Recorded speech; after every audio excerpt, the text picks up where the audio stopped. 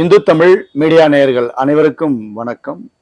பல்வேறு ஆளுமைகளை சந்தித்து வரக்கூடிய நாம் இன்று பாஜகவினுடைய முக்கிய பிரமுகர் திரு எழிலரசன் அவர்களை சந்தித்து வருகிறோம்.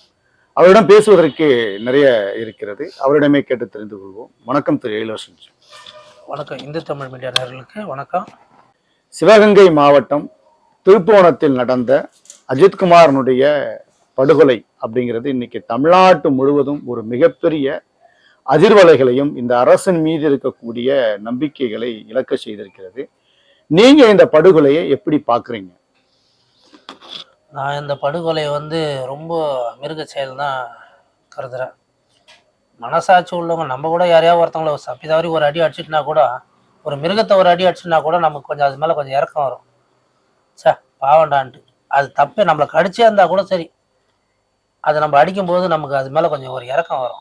ஆனால் அந்த ஈவிறக்கமே இல்லாத போட்டு கிட்டத்தட்ட 18 இடங்கள்ல காயம். அந்த பையன் அப்படி நீங்கள் இந்த அளவுக்கு அடித்ததுக்கு அவன் உண்மையாகவே திருடிந்தானா, கண்டிப்பாக அவன் திருட்டு பையனாக இருந்தால் உண்மையை சொல்லியிருப்பான். அவன் நெத்தியில் விபூதி போட்டு போச்சின்னு நல்ல ஒரு கடவுள் பக்தியாக தெரிகிறான். அவன் கண்டிப்பாக திருடி இருக்கிறதுக்கு வாய்ப்பே கிடையாது. அப்படி கண்டிப்பாக திருடி இருந்தானா இவங்க அடிக்கும்போது 10 அடி அடிக்கும்போதே அவன் உண்மையை சொல்லிட்டு இருப்பான். ஏன்னா உயிரோட இந்த மிளகாத்தூள் போட்டு கண்ட இடத்துலலாம் மிளகாத்தூள் போட்டு அவனை கொடுமைப்படுத்தி மிளகாத்தூள் கரைச்சி அவன் வாயில ஊற்றி பயங்கரமாக அடித்து துன்புறுத்தி ஒரு மனுஷனாக பிறந்தவங்க எல்லாருக்கும் மனசாட்சி இருக்கும். ஒரு அப்ராணியை போட்டு கொண்டுட்டாங்க. இது எந்த விதத்தில் நியாயனே எனக்கே ஒன்றும் புரியல. இதுக்கு முதலமைச்சர் தான் முழு பொறுப்பே இருக்கணும். சட்ட ஒழுங்கு காவல்துறையை கையில் வச்சுருக்க முதலமைச்சர் மட்டும்தான் அதுக்கு பொறுப்பே இருக்கணும். ஏன்னா இது முழுக்க ஒரு அப்பாவியை அடித்து கொலை பண்ணியிருக்காங்க. இது பெரிய தெய்வ குற்றம். இது பெரிய கடவுளுக்கு பதில் சொல்லி ஆகணும். அவங்களுக்கு ஒரு 10 சவரம் நகை காணாமல் போச்சு அப்படின்னு ஒருத்தவங்க வழக்கு கொடுக்குறாங்கன்னா, இல்லை அவங்க புகார் கூட கொடுக்கல, அவங்க வாய் வார்த்தையாக தான் சொல்லியிருக்கிறாங்க. ஸோ யாரோ ஒரு அழுத்தத்தின் பேர்ல தான் இது விசாரணை நடைபெற்ற. வாய் வார்த்தையா சொன்னதுக்கு ஆக்ஷன் எடுத்து, ஒரு புகார் இல்லாத வாய் வார்த்தையா சொன்னதுக்கு ஆக்ஷன் எடுத்து ஒருத்தனை அடிச்சு கொன்னுட்டு, அதுக்கப்புறம் இது 100% கண்டிப்பா கொலை குற்றம் தான். ஒன்று எஃப்ஐஆர் ஃபைல் பண்ணிடணும். கூட்டும் போய் முதல்ல மாடு மாதிரி அடிச்சிடக்கூடாது. ஏதோ 2 அடி அடித்தோம், உண்மை வெளியே வரலாம், வெட்டி விட்டுட்டு இருந்தா பிரச்சனை கிடையாது. நகை காணாமல் போன அந்த சம்பவம் தொடர்பாக காவல்துறையில் முறையாக புகார் அளிக்கப்படவில்லை. இது குறித்து மேல் அதிகாரிகள் அழுத்தத்தின் பேர்ல தான் அந்த அஜித் என்கின்ற இளைஞர் தாக்கப்பட்டதாக சொல்லப்படுது. ஸோ புகாரே கொடுக்காம இப்படி தாக்குறதை நீங்க எப்படி பாக்குறீங்க? முதல்ல இது 2 பேர் மேல தவறு இருக்கு. ஒரு காரை 10 சவரம் நகையை அப்படியே வச்சுட்டு போற அளவுக்கு ஒரு பயமே இல்லாத வச்சுட்டு போறான். 10 சவரம் நகை வச்சுட்டு போற அளவுக்கு அப்ப மிதமிஞ்சு அவங்க கிட்ட இருக்கா? கணக்கு வழக்கில்லாதான் அது மாதிரி வச்சுட்டு போவாங்க. இல்ல ஒரு சிலர் என்ன சொல்றாங்க, ஒருவேளை நகை உண்மையிலே இருந்துதா அப்படிங்கிற ஒரு கேள்வி. ஒரு விஷயம்தான், அவங்க எங்கேயாவது இறங்கும் போது கீழே கூட விழுந்துருக்கலாம். எங்கேயோ இறங்கும் டீ சாப்பிடும் போதோ இல்லை எங்கேயோ ஒரு இடத்துல தவறுதல கூட விட்டுருக்கலாம். ஆனா அதுக்காக ஒரு அப்பாவி இளைஞரை சாவடிச்சிட்டாங்க தான் சொல்லணும். ஏன்னு கேட்டா கண்டிப்பா அது போலீஸ்க்கே தெரியும். 100% அவன் தப்பு பண்ணியிருந்தானா ஒரு குறிப்பிட்ட அடிக்கு மேல உண்மையை ஒத்துக்குன்னு எங்க இருக்குன்னு சொல்லி ரெக்கவர் பண்ணி கொடுத்துட்டு இருப்பான். அது அவன் உண்மையை லாஸ்ட் வரலாம் இல்லாத ஏது ஒத்துக்க நீதான் செஞ்ச ஒத்துக்கன்னா அவன் எங்க போவான்? இல்லா நகையே எங்க போவான் சொல்லுங்க? ஒரு அப்பாவியை போட்டு விபூதி போட்டு வச்சு நான் பார்த்த குழந்தை அந்த பொட்டு வச்சுன்னு அப்படியே தெய்வ கடாட்சமா இருக்கிறான். அவனை போட்டு மாட்டை அடிக்கிற மாதிரி அடிச்சு அவனை போட்டு கொடுமை பத்தி இது இயேசுநாதர் எப்படி சிறையில் அடைச்சாருன்னு சொன்னாங்கல்ல, சிலுவையில் ஆணியை அடிச்சு சிலுவையில் அடைச்சாங்க, அதை விட கொடுமை பத்திருக்காங்க. இல்லை அவருக்கு அவருடைய ஆணுறுப்புல எல்லாம் மிளகா பொடி தூவினது, அவரு தண்ணின்னு கேட்கும் பொழுது அவருக்கு தண்ணியில மிளகா பொடியை கலந்து கொடுத்தது, இது மொத்தமே தீவிர விசாரணை பண்ணுங்க. இது மொத்த போலீஸும் போலீஸா பார்க்கக்கூடாது. அவங்கள ஒரு அக்யூஸ்டா எடுத்து ட்ரீட்மெண்ட் பண்ணி அவங்கள இவங்க இப்போ ஒரு அக்யூஸ்டு இவங்களை அடிச்சு விசாரிச்சா ஒரு அடி அடிச்சா அவங்களுக்கு தெரியும் அதை வழின்னா. என்னை பொறுத்தவரை மனுஷன் யாரையும் அடிக்கக்கூடாது, அது தவறு. ஏன்னா எல்லாருமே மனுஷன் தான். நீங்கள் ஒரு சில அன்னியன் படம் கூட பார்த்துருப்பீங்க. மிருகத்தனமாக அடிக்கும்போது ஏன்டா அம்பி அடிக்கிற அப்படின்னு அவனை மீறி எழுந்து வருவான். இந்த குழந்தைக்கு அந்த பலம் கூட இல்லை.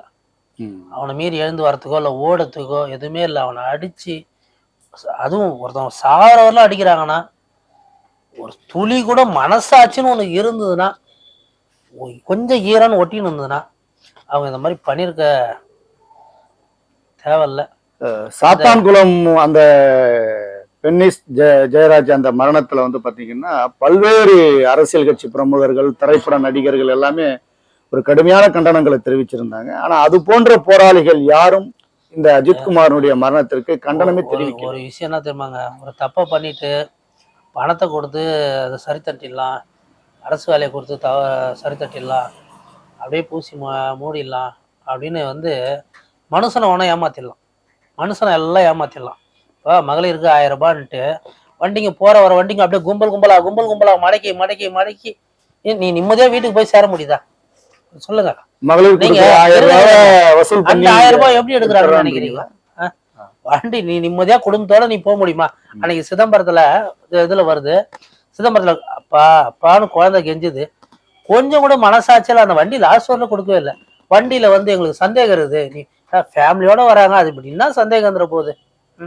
குழந்தை குட்டியோட குழந்தை அழுவுது, அப்ப கூட இறக்கமே காட்டல. உங்களுக்கு தேவை அந்த கேஸை வந்து நீங்க டேலி பண்ணணும், இத்தனை கேஸ் இத்தனை மாசத்துக்கு உள்ள டார்கெட், அந்த டார்கெட்டா இது பண்ணணும், அதை தூக்கி மகளிர் கொடுக்கணும். இங்க பிடிக்கி அங்க கொடுக்கறது அதுக்கு நீங்க கொடுக்காதே இருக்கலாம். இதை விட வெக்கப்பட வேண்டிய விஷயம் என்னன்னா, இந்த 1000 ரூபாய் இதெல்லாம் வாங்கின்னு ஓட்டு போடுறாங்க பாத்தீங்களா, இது மக்களை தான் சொல்லணும். சத்தியமா இன்னைக்கெல்லாம் உழைச்சிட்டு போறான் வயல மாடைக்கு 1000 ரூபாய் ஃபைன், இன்னைக்கெல்லாம் உழைச்சிட்டு போறான் வயல மாடைக்கு 2000 ரூபாய் ஃபைன். ஒவ்வொரு வண்டியை எடுத்து நீங்க தட்டி பாத்தீங்கன்னா 6000, அந்த வண்டி மதிப்பு 6000 இருக்காது, அந்த வண்டிக்கு மேல அதுக்கு கேஸ் இருக்கும். இன்னைக்கு தமிழ்நாட்டுல ஒருத்தன் கூட பைக்கே ஓட்ட முடியாது, ஒரு பைக் எத்தனும் கண்டிப்பா போக முடியாது. பைக்கெல்லாம் போய் இப்ப கார்லாம் பிடிக்க ஆரம்பிச்சிட்டாங்க. கார்லாம் கூட பிடிச்சி என் காரையே பிடிச்சி 500 ரூபாய் வாங்கினாங்க, அது உங்களுக்கு தெரியாது என்ன இது? என் காரையே மலைக்கு 500 ரூபாய் இல்லையா, கட்சி கொடி போட்டிருக்கு, 500 ரூபாய் கொடுத்துருப்பாங்க சார், தெரியும், எல்லாம் கரண்ட்ல இருக்கு, லைசன்ஸ் இருக்கு, இல்லைன்னா ஃபேமிலியோட நிறுத்திடுறாங்க, வண்டி ஓரம் போட்டுறாங்க. சரி, என்ன பண்ண முடியும்? ஃபேமிலியோட நிக்கிறாங்களே, நம்பர் தான் கொடுத்துக்க போறதில்ல, எங்க மச்சான் ஓட்டிட்டு போறாரு, டிரைவ் பண்றாரு. அப்புறம் நம்ம அதுக்கு கடுமையா எதிர்ப்பு தெரிவிச்சோம், அதுக்கப்புறம் அவங்க இப்போ தவற உணர்ந்தாங்க. இல்ல இப்ப இந்த சாத்தான்குளம் மரணத்தை விட இது வந்து ரொம்ப கொடூரமான ஒரு மரணம் அப்படின்னு சொல்றாங்க. நீங்க எப்படி பாக்குறீங்க? சாத்தான்குளத்துல நடந்த சம்பவத்திற்கும் இந்த திருப்போணத்துல நடந்த சம்பவத்திற்கும் எப்படி நீங்க ஒப்பீடு பாக்குறீங்க? சாத்தான்குளத்துல நடந்த சம்பவமும் திருப்போணத்துல நடந்த சம்பவமும் ஒப்பிட்டு பார்க்கும்போது ரெண்டுமே கொடூரம் தான். ஒரு கொடூரம் நடந்து போச்சு, இதுக்கு சட்ட திட்டம் கடுமையா இருந்ததுன்னா அந்த போலீஸ் அடிக்கும் போதே பயந்துருப்பாங்க. இதான் விட்டுறீங்களா? அப்பா புள்ள 2 பேரும் சாகுறான், நியாய நீதி கிடைக்க மாட்டேது, சரி வர கிடைக்க மாட்டேது. அப்ப என்ன நினைப்பாங்க? மேலே அதிகாரி அப்புறம் அடிச்சு விசாரி, தூக்கு போட்டு மெரின்னு மெரிச்சு அவனை அடிக்கும் போதே அவங்களுக்கு தெரிஞ்சிட்டு இருக்கும் இவன் தப்பு பண்ணியிருக்க மாட்டான் அப்படின்னு தெரிஞ்சிட்டு இருக்கும். மேற்கொண்டு அவனை உண்மையை ஒத்துக்க வச்சு ஒரு பொய் புட்டாப் கேஸ் ஒன்று போட்டு டேலி பண்ணணும். முதல்ல அவங்க சட்டம் ஒழுங்கு கரெக்டாக காப்பாத்துறாங்கன்ட்டு தமிழ்நாட்டுக்கு காட்டணும், வேற ஒண்ணுமே கிடையாது. சப்ஜெக்டே தான். கண்டிப்பா நிறைய திருட வந்து திருடிட்டுலாம் உள்ள போறது கிடையாது, திருடிட்டோ இது பண்ணிட்டுலாம் உள்ள போறது கிடையாது. மொத்தம் நாங்க சட்டம் ஒழுங்கு காப்பாத்திட்டோம், ஒரு அப்புறாணியை பிடிச்சி தூக்கி போட்டு மெரிச்சு அவன் ஒத்துக்குன்னு அப்படியே போக வேண்டியதான். இதுல 10 சவரம் நகை இருந்தனால தான் அந்த தம்பி சரி வர அவனால. இல்ல இப்போ சட்டம் வந்து அதிகாரம் படைத்தவர்கள் மீதும் பெரிய பெரிய ஆட்சியாளர்கள் மீதும் வந்து கடுமை காட்டுறது இல்ல, அப்பாவி மக்கள் மீது தான் கடுமையான தாக்குதல் நடத்தப்படுது அப்படின்னு நீங்க சொல்ல வரீங்க. சட்டம் வந்து எல்லாருக்குமே பொதுவாதாங்க இருக்கணும். பாவம் ஒரு அப்பாவி ஏழை எளியப்பட்டவங்க இன்னைக்கு போயினே இருக்காங்க, சட்டம் ஒழுங்கு மீறி தான் போறாங்க. இப்படி ஸ்டாஃபுங்கன்ட்டு கை காட்டி போயிட்டே இருக்காங்க, இப்படி வணக்கம் வச்சுட்டு போயிட்டே இருக்காங்க. அந்த வண்டிங்களும் போதான் செய்யுது. இன்னைக்கெல்லாம் கொளுத்து வேலை செய்கிறான், வேர்வை சிந்துறான், அவன் ஹெல்மெட்டு போட முடியாது, ஏன்னா தலை ஃபுல்லாக சிமெண்ட்லாம் இருக்கும், அவன் ஹெல்மெட்டை போட முடியாது. அவனை பிடிச்சி வச்சுன்னு 2000 ரூபாய் ஃபைனை போட்டா, சாதாரணமாக நம்ம மேக்கப் போட்டுன்னு போகிறவங்க ஹெல்மெட்டு போட்டுன்னு போகலாம், தப்பு இல்லை. கலவை மண்டையெல்லாம் கலவை, மூஞ்செல்லாம் கலவை, ஹெல்மெட்டு போடணும். அவன் பாவம் என்ன பண்ணுவான், அவன் சக்திக்கு முடிஞ்ச அளவுக்கு தான் வண்டி வாங்கி ஓட்டுவான்.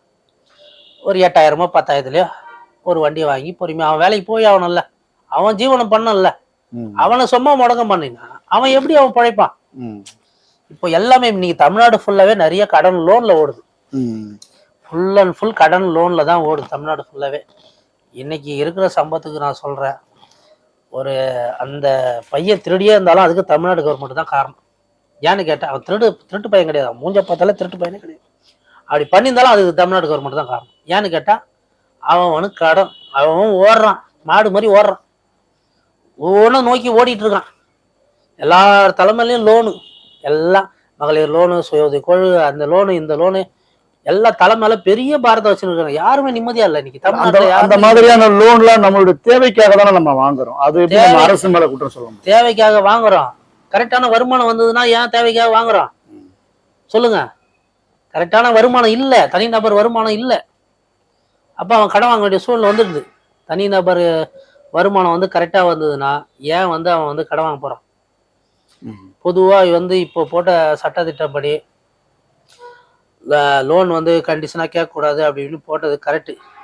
இந்த லோன் கேட்கக்கூடாதுன்னு, லோனே கிடைக்கக்கூடாதுன்னா இன்னும் சந்தோஷம். லோனே யாரும் கிடைக்கலாம், எல்லாம் நிம்மதியாக போய் தூங்குவோம். அதே போல் சட்டம் வந்து இன்னைக்கு நிலைமைக்கு பார்த்தீங்கன்னா ஏழைக்கு ஒரு மாதிரியாகவும் பணக்காரனுக்கு ஒரு மாதிரியாகவும் எல்லாம் இப்படி தான் போயிட்டுருக்கு. இதே ஒரு 2,000 நகை ஏழை பறிக்குத்தம் தானா, அது கண்டிப்பாக 100% அவன் தலையால் தண்ணி குடிச்சாலும் கிடைக்காது. இங்கே ஒரு இடத்துல வந்து ராபரி பண்ணி போனாங்க, பாவம் ஒருத்தர் இல்லாதப்பட்டவங்களோட செயின் அர்த்தம் போயிட்டான். இன்னும் வரலாம் அவங்களுக்கு கிடைக்கல. எந்த திருடன்னு பார்த்தீங்களா, இல்லை கேமரா எடுத்து செக் பண்ணி பார்த்தீங்களா? எதுவுமே கிடைக்கல. அவங்களும் பார்த்து அழிஞ்சு பார்த்துட்டு விட்டுட்டாங்க. பறி போனது தான். இப்போது இந்த பறி போனதை இது சரியான முறையில் விசாரணை பண்ணாத இவங்க கடமையை தவறிட்டாங்க. கரெக்டான முறையில் விசாரணை பண்ணி இது எங்கேருந்து அவங்க ஏறுறாங்க, எங்கேருந்து அவங்கள விசாரிச்சா அது வந்து அவங்களுக்கு மான பிரச்சனையாயிடும். இந்த அப்பாவி இளைஞரை போட்டு அடிச்சு கொண்டா கேட்பாரு கிடையாது. ஏன்னா ஏழைக்கு ஒரு நியாயம் இல்லை, பறிகுத்தனை உட்கார வச்சு விசாரிங்க. இல்ல அந்த காவலர்களுடைய குடும்பத்தினர் வந்து அவங்களுடைய உயரதிகாரி சொல்லி தானே இவங்க செஞ்சாங்க அப்படின்னு சொல்லிட்டு போராட்டம். கரெக்டுங்க, உயர் அதிகாரி சொல்லி செஞ்சாங்க, நான் ஒத்துக்கிறேன். உயர் அதிகாரி சொன்னாங்க, செஞ்சுட்டாங்க. இப்போ நான் வந்து இந்த ஒருத்தவங்களை அடிச்சு கொல்லுன்னு சொன்னா நீங்க கொண்டு நான் சொல்லி தான் செஞ்சேன்னு சொல்லிட்டு அதை ஏத்துக்க முடியுமா சொல்லுங்க? ஆக மொத்தம் மிருகத்தனமா அடிச்சு கொண்டது யார்? நீங்க தானே. அது சட்டம் யாருக்கு? ஏங்க அடிக்கும் போது ஒரு அடிக்கு மேல அடிச்சா உங்களுக்கு உள்ள உறுத்தாதா? இந்த ஒரு இறக்கம் வராதா? என்ன சொன்னா, ஒரு மனுஷனா ஒரு இறக்கம் வரணும்ல. போட்டு ஒருத்தனை அடிக்கிறோம், ஏம்பா அதுல இருந்து 6 பேர் கூடமா வானாம்பா அடிக்காதப்பா பாவம்பா அப்படின்னு சொல்ல தோணலையா? அப்ப எல்லாமே இது மாதிரி ஆயிட்டீங்களா? இல்ல என்ன நடக்குது இந்த ஆட்சியில, என்ன நடக்குது, இல்ல எப்படி போயிட்டு இருக்கு? இல்ல அந்த 6 பேர்ல ஒரு ஆளு கூட சே பாவண்டா விடுறா அப்படின்னு சொல்ல தோணலையே. கண்டிப்பா ஒரே ஒரு விஷயம் தாங்க, அவன் கண்டிப்பா திருடி இருந்தானா இந்த அடிக்கெல்லாம் அவன் ஒத்துன்னு இருப்பான். ஒத்துக்குன்னு அந்த நகையை எங்கே வச்சுன்னா தூக்கி கடாச்சிட்டு அவன் ரிமாண்ட் கூட போயிருப்பான், உயிரை விட்டுருக்க மாட்டான். இப்ப அவன் உயிரை விட்டுருக்கானா அவன் திருடல. 10 குற்றவாளி தப்பிக்கப்படலாம், ஆனா ஒரு நிரபராதி கூட தண்டிக்கப்படக்கூடாது. ஆனா இன்னைக்கு ரேஞ்சுக்கு தமிழ்நாட்டுல நடக்கிறது அப்புறாணிகள் தான் தூக்கி ரிமாண்ட் அனுப்புறாங்க. சம்பந்தப்பட்ட ஆளு ரிமாண்டுக்கெல்லாம் போறது கிடையாது. எதை அப்புறாணி ரோட்ல குப்பை பொறுக்கிறான் போட்டு டேலி பண்ணி விடு, கேச முடி. இப்ப அந்த லிஸ்ட்ல தான் இப்போ அஜித்குமார். அதேதான் வியாபாரம் கிடையாது, போட்டு அடிச்சு உண்மையை ஒத்துக்கணும் இருப்பான்னு பார்த்துருப்பாங்க. நகை ரெக்கவர் ஆகல, லாஸ்டா ரிமாண்ட் பண்ணலாம்னு அடின்னு அடிச்சு ஒத்துன்னு போய் மேஜிஸ்ட்ரேட் முன்னாடி ஒத்துக்கோ அப்படின்னு சொல்லியிருப்பாங்க. அதனால அஜித்குமார் இறந்துட்டாப்ல. அஜித்குமார் குடும்பத்திற்கு ஆறுதல் சொன்ன முதலமைச்சர் வந்து தொலைபேசியில தொடர்பு கொண்டு பேசினார். அவர் பேசும்போது சாரிம்மா நடந்து போச்சு அப்படின்னு சொல்லிட்டு பேசியிருந்தாரு. இந்த பேச்சுக்கு வந்து எடப்பாடி பழனிசாமி அவர்கள் கடுமையான ஒரு எதிர்ப்பை தெரிவிச்சிருந்தாரு. பாஜக தலைவர் நயினார் நாகேந்திரன் கூட வந்து சாரி சொன்னா சரியாயிடுமா அப்படிங்கிற மாதிரி கேள்வி எல்லாம் கேட்டிருந்தாங்க. இதை எப்படி பாக்குறீங்க நீங்க? இது வந்து வன்மையா கண்டிக்க வேண்டிய விஷயங்க. சாரிம்மா நடந்து போச்சுன்னா ஒரு உயிர் போயிடுச்சுல்ல. அட ஒரு நாய் தவறுதெல்லாம் நம்ம கார்ல ஏற்றி கொண்டா கூட நின்று என்னடா ஒரு குழந்தை செத்து போச்சேன்னு நின்றுட்டேன். ஒரு வாட்டி நான் வந்து நேருக்கிறேன், குட்டி நாய் தவறுதல ஓடியாந்துச்சு. அந்த கார்ல நாய் ஏற்றி நிறுத்ததுக்கே அவங்க ஆத்தா நாய் எல்லாம் வந்து குலைக்குது. அப்படியே எனக்கு அப்படியே மனசை உடஞ்சி போச்சு. சார் குட்டி நாய் ஏற்றி கொண்டோமே, இவ்வளோ வேதனை, அன்னைக்கு ஃபுல்லாக தூக்கங்கள்ல. இது நடந்து போச்சுன்னா இது ஒரு பதிலா? மனுநீதி சோழன் ஒரு கன்று வந்து இறக்குது, அதுக்கு என்ன பண்ணாரு? ஒரு கன்று இறந்ததுக்கு என்ன பண்ணாரு? நீதி. அப்போ நீங்களும் ஒரு மன்னர் மாதிரி தான், முதலமைச்சர் ஒரு மன்னர் மாதிரி தான். நியாய நீதி சட்ட ஒழுங்கு இரும்பு கரம் கொண்டு அடக்கும்னு சொன்னீங்களா, அது போலீஸா இருந்தாலும் அடக்குங்க, சாதாரண மனுஷனா இருந்தாலும் அடக்குங்க. ம். தப்பு பண்றவங்க யாரா இருந்தாலும் அடக்குங்க. புரியுதுங்களா? இப்ப அந்த போலீஸ் வந்து எல்லாமே நல்ல தங்கமான போலீஸ்லாம் தமிழ்நாட்டுல நிறைய பேர் இருக்காங்க. இன்னமும் யாரையுமே ஒரு லட்டி எடுத்து ஒரு அடி கூட அடிக்காத அன்பான போலீஸும் இருக்கதான் செய்றாங்க. ஆனா அன்பா மட்டுமே பண்ணாலும் சட்டத்தை நடத்த முடியாது. அதுக்காக சும்மா ஒரு மிரட்டல். அப்படி ஒரு மிரட்டி சட்டத்தை கையெடுக்கலாம். ம். அதுக்காக போட்டு இந்த அளவுக்கு போட்டு அடிச்சு ஒருத்தன் கொல்ற அளவுக்கு தான் இது கண்டிப்பா தண்டிக்கப்பட வேண்டிய விஷயம். இது அஜித்குமாருக்கு உண்மையான நியாய நீதி கிடைக்கணும். ம். நான் கடவுள்கிட்ட வேண்டிக்கிறேன். அந்த கோயில்ல காவலாளி இருந்தாரு. அந்த அம்மா தான் அஜித்குமாருக்கு நியாயம் கிடைக்கிறதுக்கு அந்த அம்மா தான் காப்பாற்றணும். பாவம் அப்ராணி ஒருத்தன் இறந்துட்டான். உயிரை விட்டுருக்கான். அவனும் கடவுளுக்கு சமமா ஆயிட்டான் இப்போ. ஆனா இதுக்கு காரணமானவங்க எல்லாரையுமே கடவுள் சும்மா விட்டு தேட மாட்டான். அந்த காளிகாம்பா சும்மா விடவே மாட்டாங்க. கண்டிப்பா விட மாட்டாங்க. ஒரு உயிர்ன்றது சும்மா இல்லை. ஒரு உயிரை கொல்றதுக்கு யாருக்கும் உரிமையும் கிடையாது. ஏதோ ஒரு அடி அடிச்சோமா, 2 அடி அடிச்சோமா, இல்லை 3 அடி அடிச்சோமா, சும்மா இப்பயும் போலீஸ் அடிக்கிறாங்க, ஒரு சில இடத்துல அடிக்கிறாங்க. அப்படின்னு சொல்லிட்டு அடிக்கிற நல்ல தரமான போலீஸ் இருக்கிறாங்க. மனசாட்சி பார்க்குறாங்க, பாவம் பார்க்குறாங்க, புண்ணியம் பார்க்குறாங்க. இன்னைக்கு 170% போலீஸ் அந்த மாதிரி இருக்காங்க. இந்த மாதிரி இதுக்குன்ட்டே இருக்குது சிலது. இதை தூக்கி போடுற தானே மிருகம், இதை போட்டு அடிண்டா, இது எப்படி ஒன்றா அடிச்சு கொன்னுடும். முதல்ல நமக்கு வேலை முடியணும், இதை தூக்கி போடு. இப்போ தூக்கி உள்ள போட்டாங்க, ஒன்றும் பண்ண முடியாது. இந்த காவலர்களுக்கு என்ன மாதிரியான தண்டனைகள் கொடுக்கப்படணும் அப்படின்னு இந்த காவலர்களுக்கு வந்து கண்டிப்பா 100% வந்து தூக்கு தண்டனை தான் கொடுக்கும். நான் ஏன் அது மாதிரி சொல்றேன்னு தப்பா நினைக்காதீங்க. ஒரு மரணத்துக்கு மரணம் தான் தண்டனை. அவன் உயிருக்கு வந்து ஒரு நியாயம் கிடைக்கணும்னா கண்டிப்பா ஒன்று இரட்டை ஆயுள் தண்டனை கொடுக்கணும், இல்லையா மரண தண்டனை கொடுக்கணும். அப்பதான் இன்னொரு அப்ராணியை தூக்கின்னு போய் அடிச்சு துன்புறுத்தி இந்த மாதிரி கொடுமை நடக்காது. ஒருத்தன் தவறு பண்ணுவான், திருந்துவான், நாளைக்கு திருந்துவான், நாளைக்கு திருந்துவான். அவனை தூக்கின்னு போய் சும்மா அடிச்சுக்கினே இருந்தா, அடிச்சு அடிச்சு அடிச்சு அடிச்சு திரும்பி திரும்பி தூக்கி சும்மானாங்காட்டி அவன் மேலே ஒரு பொய் வழக்கோ ஏதோ ஒன்று போட்டுருந்தா, இல்லை ஏதோ ஒன்று பண்ணா, அவன் என்ன பண்ணுவான் பாவம். இன்னைக்கு இந்த கொடுமைலாம் நடக்கிறது யாருக்குன்னா அப்போ அவங்க சாதாரணமாக ஒரு ஒரு பொசிஷனில் இருக்கவங்களாம் அது நடக்காது. ஏன்னு கேட்டால் இவங்களை தொட்டா இத்தனை பேர் அமைப்பு கேள்வி கேட்பாங்க. அவங்க வந்துடுவாங்க, இவங்க வந்துடுவாங்க, கொஞ்சம் அச்சப்பட்டுன்னு அவங்களாம் தொடர்றது கிடையாது. எதப்பா இன்னைக்கு அன்னாட கஞ்சி வழி இல்லாத குழந்தைங்க இருக்கு பார்த்தீங்களா, அதுங்களை போட்டு அடித்து துன்புறுத்தி இன்னைக்கு பல வழக்கு அவங்க மேலே போட்டு இப்படிதான் போகுது. அடித்து துன்புறுத்துறது வந்து கண்டிப்பாக தப்பு பண்ணான்னு தெரிஞ்சால் அவன் தண்டனை அனுபவிக்க வேண்டியதான். எவனா இருந்தாலும் தப்பு பண்ணால் தூக்கி உள்ளே போடு. ஒரு 2 அடி அடிச்சியா, ஒரு மிரட்டினியா, தூக்கி உள்ளே போடு. உனக்கு தெரியும் எப்படி அடிச்சா எப்படி, உங்களுக்கு தெரியாதில்ல ஒரு மனுஷன் எப்படி அடிச்சா எப்படி தாங்குவான். இப்படி போட்டு மிளகாத்தூளை போட்டு கண்ணில் கொட்டுறதும், வாயில் கொட்டுறதும், கண்டத்தில் கொட்டுறதும், எல்லாம் இப்போ கொடுமைப்படுத்துறதும். அவன் மனுஷன் தானே, அவன் மேலே ஒரு இறக்கம் வரலையா? குழந்தை பொட்டு வச்சுன்னு பார்த்தா அவன் முகத்தை பார்த்தா கண்ணுலேருந்து தண்ணியே வருது. அவ்வளோ ஒரு அப்ராணி மாதிரி இருக்கான். மூஞ்ச பார்த்தா ஒன்றுமே அவன் திருட்டு பையன் கிடையாது. ஒரு அகத்தின் அழகு முகத்தில் தெரியுவாங்க. அந்த மாதிரி திருட்டு பையனாக இருக்க 100% வாய்ப்பு கிடையாது. அப்படி அவன் திருடி இருந்தானா கண்டிப்பாக ஒத்துன்னு இருப்பான். உங்களுடைய நேரங்களை ஒதுக்கி உங்களுடைய கருத்துக்களை எங்களோடு பகிர்ந்தமைக்கு மிக்க நன்றி. நன்றி.